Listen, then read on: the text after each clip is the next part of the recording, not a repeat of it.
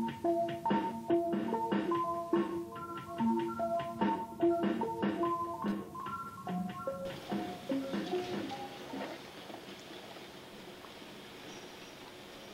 now have Kate Levy's closure of Oakman Orthopedic School's presentation.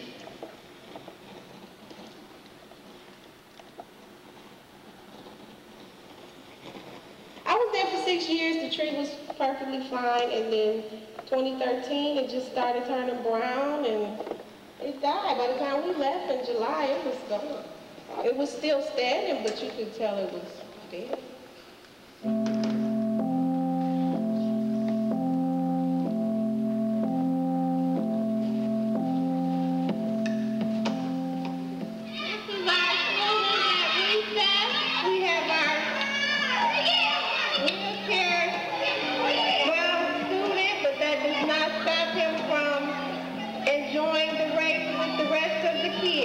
We have a full-time librarian. We try to make everything accessible for our students. As you see, we have a higher sink, and then we have lower sinks. This is our wonderful auditorium, our beautiful stage, which is also accessible with rails. It feels so good to see a child who never smiled, or a child who couldn't read. That feeling puts a chill all over your body when a child gets it. With your wonderful therapist from Oakman School. Just acknowledging them, just saying their name. Good morning, Stephen. Good morning, Rachel. He knew my name. They come to school to feel good. When they may have accidents, it is no problem. As they come in, they get changed. The schools they want to send our children do not have changing rooms.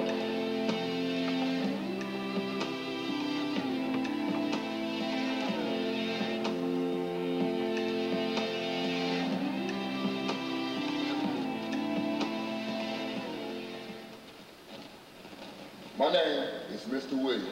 I was parliamentarian for Oakman Elementary first, and I went from co-chair to parliamentarian again. I believe that you should learn how to teach other people to do what you learn. My name is Aaliyah Moore. I was the president of the Oakman Orthopedic Elementary School parent group. The school was built in 1927 by Dr. Oakman, and it was customized for people that had disabilities.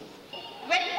Okay, I want Oakman to stay open because teachers treat us fair, and the other teachers at the other school would go through like some dog whipping. Oh, Yeah. The good thing about Oakman was it took everybody. It was teaching them how to deal with somebody with special needs.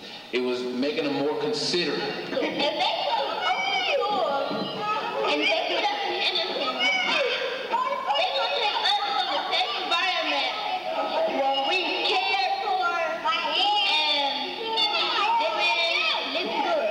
Now I'm at a school where they got other regular ed kids that knock me down sometimes, and they say bad stuff. They closed it because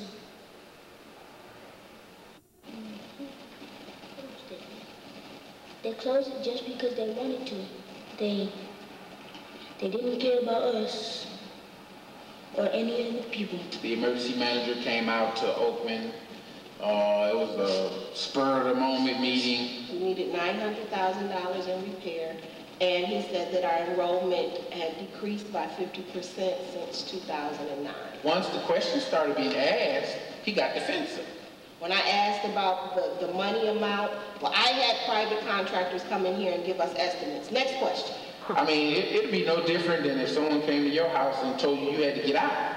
And it was like, well, wait a minute. You know, even when someone is eminent domain by the government, they tell them why, even if they don't agree with it. And he said, I'm done, and he walked off the stage and was taken right out the side door with his police officers. You sent 12 officers over here for this man to tell us he was closing our school down, but I could only get one officer just to get that police presence around here, it was like pulling teeth. Both the facility and the academic programs at Oakman Elementary Orthopedic School were closed. Most Oakland students, special ed, and general education life will be reassigned to Newell Elementary Middle School, which is just over a mile away. A small group of students who are considered physically or otherwise health impaired will be relocated to Henderson Academy, which is just under 2.5 miles away.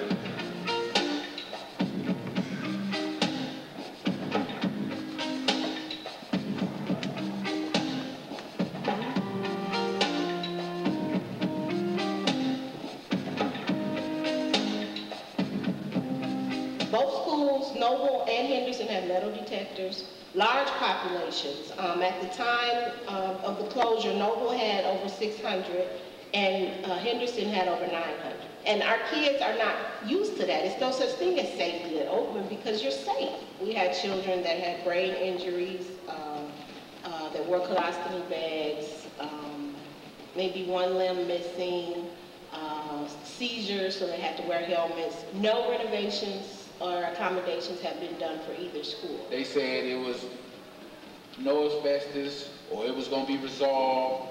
Okay. So basically, he just wanted us to take DPS at their word. The nursing station they didn't have, the changing rooms they didn't have, and the physical therapy rooms they didn't have. Both schools were going to be handicap accessible when we entered the doors. To renovate both schools and make them accessible, we figured that would cost way more than $900,000, which they claimed that Oakman needed. I do feel like the kids would have saved it. They were so adamant, like, what are we going to do? Is it anything that we can do? And so that's when I decided to videotape them talking about saving their school. And why do you like Oakman School, Miss Maria? Because so we can learn and be good. I like it, because I like instruction. Oh, that's great. Thank you, kindergarten. Here, Toya, why you like Oakman? Because it's making a joke. Okay. I like Oakman School because I learn new things. I like Oakman School because I like to make friends. Mr. Robinson! Nah. People I like Oakman because it helps me out with the work. I like Oakman because it's a nice school. I like Oakman because I like to do the work that my teachers tell me to do. They had the circus come to our school for field day, and they taught us how to do magic tricks and walk on the tightrope.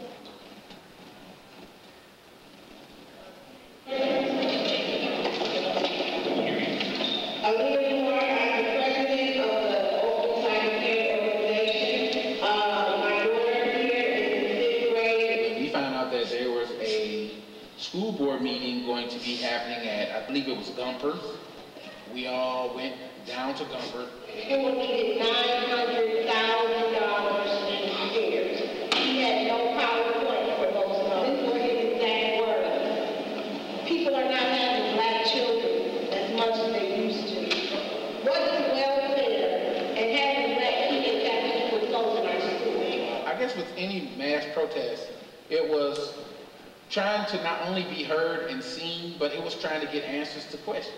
My name is Alfred Wright. My son, Timothy Wright, he also had a cerebral palsy. We were going to have to convert those schools over to deal with the needs of each one of these children. You're going to take them from an environment where they're safe at, where they're being nurtured, groomed to succeed, and going to take them somewhere else and say, okay, now survive in this jungle. But then we found out they were just basically as powerless as we were.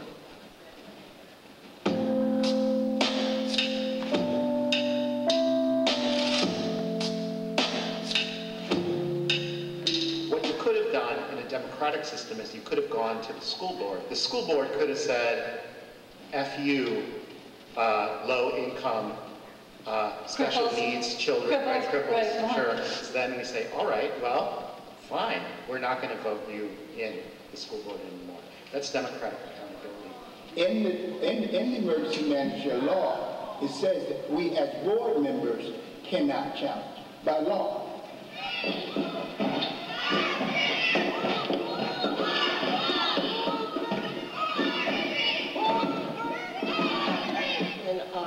parents came together, the community came together, and we did our first protest, which was the actual walk to North.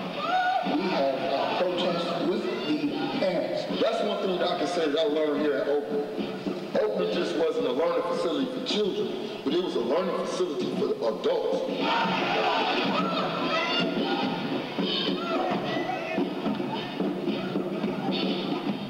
If we weren't concerned parents, we just didn't let them do what they had to do.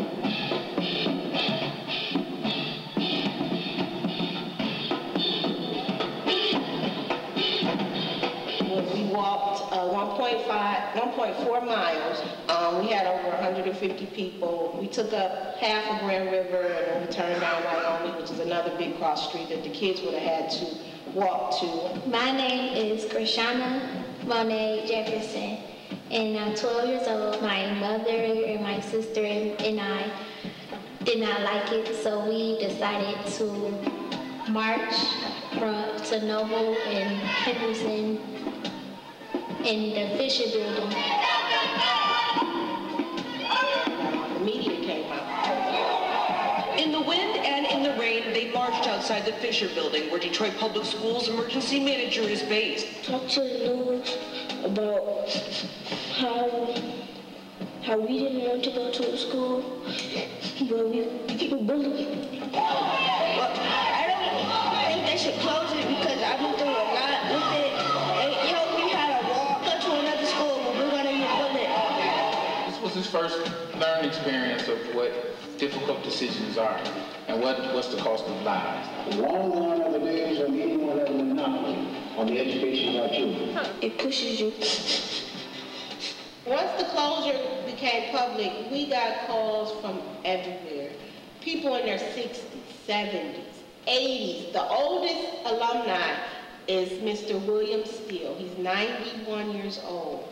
He called us and he said, is there anything I can do? I went there in the 30s and I said, well, we're going to Lansing. He said, well, I'll get you guys a bus. He sent the organization a check for $600, which got our tour bus, which is from Gresham Tours. Gresham's Tours owner, his sister went to Oakman. So it was just perfect. So we ended up going, it was maybe about 50 of us, give or take. We went up there and like I said, we brought facts. We brought the community side, we brought the alumni side, and then we brought the sentimental side.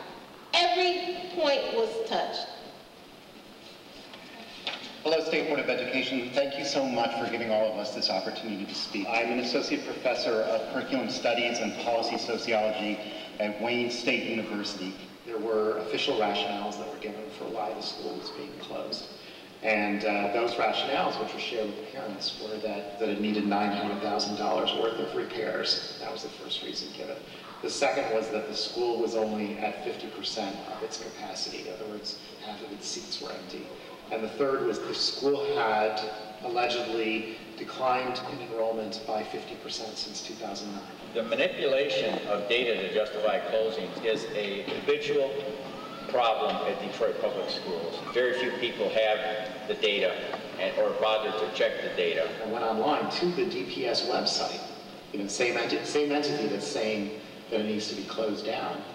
And what you find actually is that the enrollment obviously hadn't decreased by 50%, it had actually increased since 2009. One of the things I noticed in the historical data is that whereas now the capacity of the building was stated to be 446, in 2003, it was stated to be 290. The size of the building had not changed. The square footage had not changed. I filled out a Freedom of Information Act request, and I asked for two things in that request. I asked for how the capacity at 446 had been arrived at when it was 290 before, and I asked for an itemized list of the expenses they said the building needed in terms of upgrades, the $900,000. During the time that I was waiting for them to respond to that request, I asked the principal, what do you think the capacity is? And she pulled off of her shelf the DPS's own guidelines for calculating the capacity of the school. Figures like the Michigan laws, which are based on the federal laws for the number of students who can be in a special education classroom. And so using that, we calculated the capacity of her school according to the DPS actual formula, and it was exactly 290. exactly what it had been in 2003. So then I asked her, well, how do you think they got the 446? She said, my best guess is that they just looked at the number of classrooms we had here, and they multiplied by the district's maximum number allowed per classroom, which is built on the assumption that there are no special education students. I had done a Freedom of Information Act request that asked for an itemized list of what those repairs were, how much for each thing. And that, they just gave a single line of what the annual operating costs of the schools were. Again, nothing to do with the repairs needed. That's just a statement about it costs this much to heat the building for a year, that sort of thing. And nothing, I mean, legal violation, right? I mean, their laws, they just didn't care. None of the claims about the need to close Oakman have been substantiated. In fact, there's significant counter evidence. When we went to the State Board of Education to present our case about Oakman, they couldn't interfere with what was happening in Detroit public schools because it was an issue of local control. This is a district that is controlled by the state. Lansing sent back a very neutral letter just for DPS to build up their communications.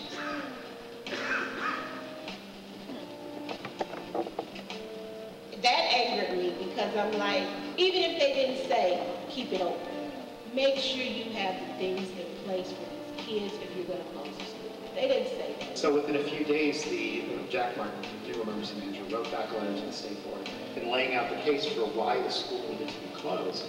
All of a sudden now is mentioning nothing about enrollment decrease, nothing about capacity issues, and now they had increased the building repair amount that was needed from $900,000 to $3 million. So we saw that as a doubling down. We're going to increase it in savings to $3 million, not just $900,000. Really serious, And one of the things that Jack Martin said in this letter was, if the State Board wanted it, he had a list of the $3 million in repairs, an itemized list. Remember, the very thing that they said they didn't have. What we did then is, we have in our network a friend who is a professional industrial building inspector. And we gave him the list, and we said, let's go say we want to buy the school. And I gave the inspectors the itemized list of repairs and said, is this true? And it's a fabulously made building, and to see this kind of despair, this kind of opposition to saving something this grand, I don't understand. Especially when you say a school that was designed and made for them. Yeah, you're They built this school for them. The light is still in. Even the courtyard. Look at it. And then, you know what I told them? You see that big tree right there in the center? Yeah. It died as soon as they found out the school was closed. Well, I was going to say it's dead now. My name is Dwight Gerard Stackhouse. I founded and am president of and operate a private inspection company called DeBrick House. The report suggested there's this enormous dollar amount that was needed to make the repairs. I get to the building and discover that the roof certainly does not need to be replaced, and that was one of the big ticket items on the repair list. The roof did need repair, and I put the repair costs at around 50 grand at the time, something like that. The real cost to repair it was far, far, far, far less than what was suggested. Some of it is so blatant that it falls below the level of conspiracy. You shouldn't let anyone lie to you. They tell you anything, investigate. Check it out. Make sure. You can't keep believing what they're telling you. I actually walked this roof, every inch of it. It was structurally intact. We went to City Council also. That was our last step because Oakman is a historical building. Good morning, everyone. Good morning. This is the City Council's last official formal session of this term. Please introduce yourselves for the record. Jack Martin, emergency manager at Detroit Public Schools. My main concern is that we minimize the extent to which Detroit Public Schools is contributing to the blight of the city of Detroit. if this school is on the historical list, why did not DPS reach out to the historical funds and get repairs for this building if it was in that bad of condition? Did anyone have the opportunity to look at the DVD that I showed about Oakman Orthopedic Elementary School? It will show you clearly the way the school was built. It was built especially for our children. You don't have to tell me it's beautiful. I've been in and out of it several times. Still in the shape. And we're looking for ways to preserve it. Well, we ought to preserve it with the disabled children still in there. Yeah, they deserve to be in there because there's no place else.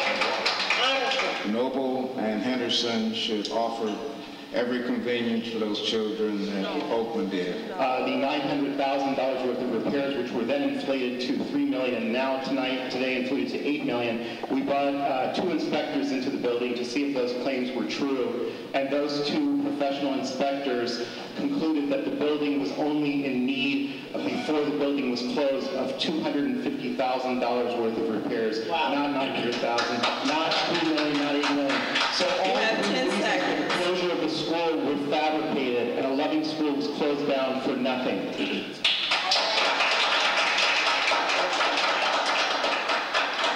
Mr. Martin, is there a response? No comment. Okay, thank you. Okay, you know what? We will end this discussion right now if people don't maintain order. What are we doing to hold the state accountable? Let me just say For this takeover in 20 years. Well, we can't do much to hold the state accountable. What I would say is that... Well, see, now that's why we disagree. Okay, that's okay. Now, Mother Rosa Parks was one of those, because she didn't just leave the Montgomery bus, but she signed, she was a plaintiff in a lawsuit that we collectively filed. Mother Rosa Parks. Mr. Jack Martin sat in front of City Council and said, and I quote, "Oakman is a beautiful school. I see what you guys were fighting so hard about. That building should have been downtown."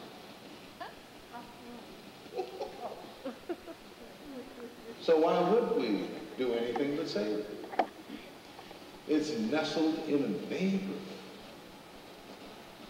A neighborhood. Yeah. Why would we not save it?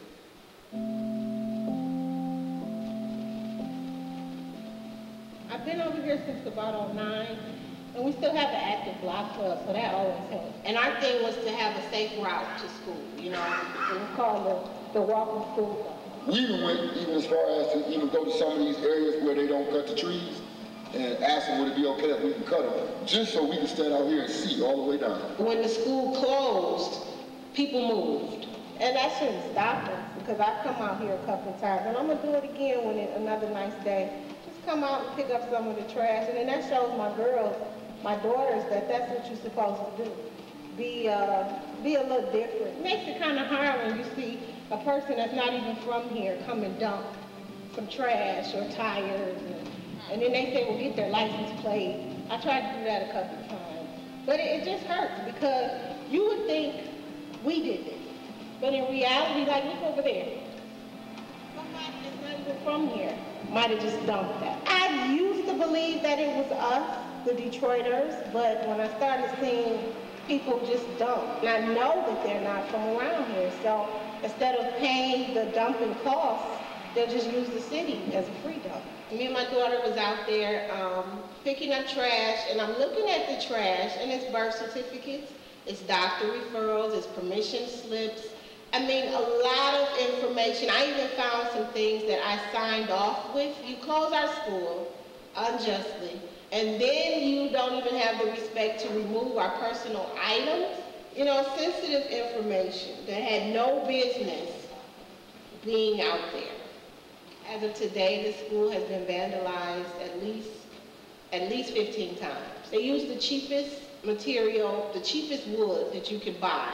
It was a fraudulent, deceptive effort. That building was not closed. We simply walked in the back door. The board was there.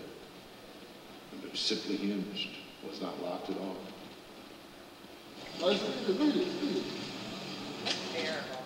It's easy to speculate. It's a fair speculation to say that somebody quite deliberately left that building open. Right. When you do stuff like that, you shut stuff like this down, you cause people like this man right here. This man been here forever. The vandals come, they steal the plumbing, and they trash the whole area. And that's the respect that they have given us. This building should have been downtown. And maybe it would have stayed up. The neighbor, when we came up, she said the water had been running for days coming out of one of the side doors. So there had been a water event, and that water event took turning wood flooring, buckled it. So, if they said that our building had a lot of floor issues, leave the water on. All of the labs had been ruined, and I mean savagely ruined, brutally ruined, as if someone came in with sledgehammers and just quite purposefully destroyed the place. They did. Leave the doors and everything where someone can get in so that they can steal. Probably $250,000 worth of electrical installations in there, nearly brand new, and much of it vandalized. We're stuck with a building that we knew nothing was wrong with it, but now we see it just deteriorating, and you feel powerless. Because my efforts were going to be emergency. Really, the emergency managers' goals were to close schools that were really working. I mean, it sounds crazy, but when you think about the history. The initial takeover was in 1999, and it was called the State Reform Effort. In the year 1999, the Detroit Public Schools enjoyed a $93 million surplus, and their test scores were at the state midpoint and rising. 10 years later, an emergency manager who had been appointed by the governor left the school district behind when he left with a $327 million deficit. And the Detroit Public School children's test scores were the worst in the United States of America. Roy Roberts left here. Just before he left, he made a public statement that the governor told him to blow up this district, get rid of it. And everybody just would say, what? They're trying to destroy the Detroit Public Schools in favor of the charters, of the New Orleans model. All you do is, I'm gonna put them in, I know what I'm gonna do. I'm gonna take them out to the suburbs and put them in a school out there. So what happens when the suburb school becomes like our school? Where you gonna run then? Then you gonna leave the state? So what if you go to another state and it's bold there? You gonna leave the country? You can only run so far. Nothing is good about taking public money and diverting it to private pockets. You can spin it any way you want. You can have the best people with the most radical ideas, with the most incredible pedagogy. There's nothing good about taking public and making it private. They're not being held accountable as they should be. So I don't see any improvement happening in education for 40, 45 years myself. With the charter schools and academies, at least 10% of the dollars have been taken out of the classroom.